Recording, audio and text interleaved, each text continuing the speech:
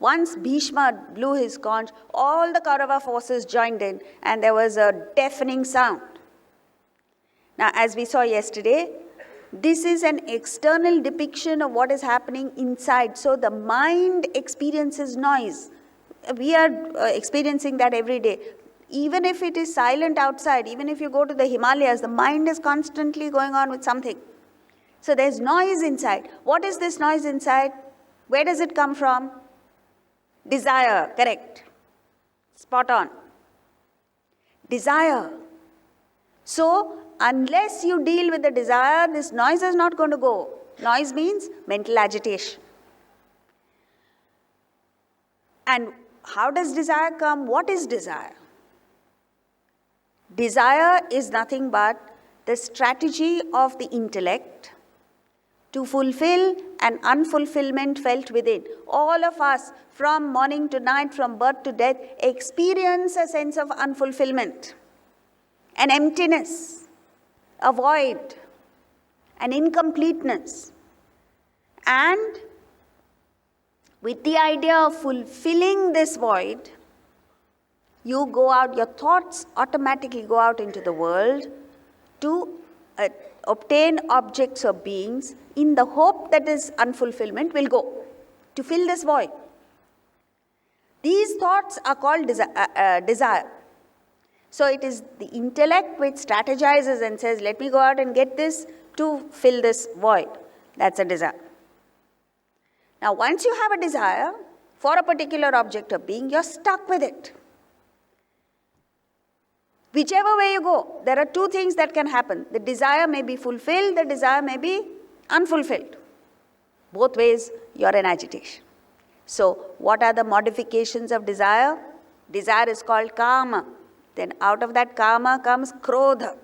If somebody or something comes and blocks the flow of your thoughts. See, desire is nothing but a flow of thoughts going from you to the object of desire. If there is an interruption, let's say you want to make a lot of money, or a sports person wants to win tennis player wants to win the Australian Open, and a competitor comes in between and wins, you get angry at the obstruction. So, krodha, anger comes when the desire is blocked. When the desire is fulfilled, what happens? Greed, lobha comes into being. And that lobha, greed is fulfilled still more, you get deluded. You are in the top 10 or top 20. Such a guy's feet never touch the ground. He is up there in stratosphere somewhere. Because it goes to your head straight. Delusion. What is the delusion? You believe that you can buy everything with money. Not true. Only thing that you can buy with money is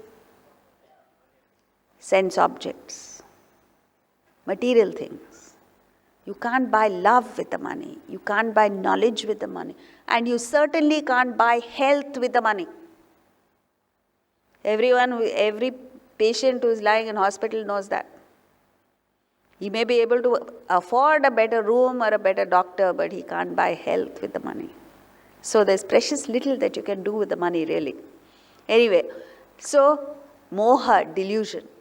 Then comes, you reach the very top, there will always be someone who has more than you of something. You are envious, jealous of a person who has more. And you are arrogant, mother, towards people who have less than you. All this put together puts you in a state of terrible mental agitation, noise that goes on in the mind. What is the way out? Pick a higher desire. The moment you shift to a higher desire, you're free from the lower desires. Let's say you're stuck with physical desires. In our country, the national obsession is eating. Wherever you go, you see restaurants. So, let's say you have a desire for food. But suddenly, particularly a teenager, I often tell parents, you don't have to go worrying about what they're doing. The moment your teenage daughter or son particularly, because boys have healthy appetites, the moment your teenage son loses his interest in food, you know what? He's fallen in love. You've experienced that, no? See, when I ask philosophical questions, there's silence. The moment I ask these questions, immediately the answer comes. So when you pick up an emotional desire, physical desires go away. Then you pick up an intellectual desire. The same boy who's in love and sending messages and constantly, he's in his own world. Suddenly he decides, I want admission to Harvard University. That poor girl is also dropped. Now he's got an intellectual desire. The highest desire is desire for God, self, Atman. Once you have that desire, all other desires go away.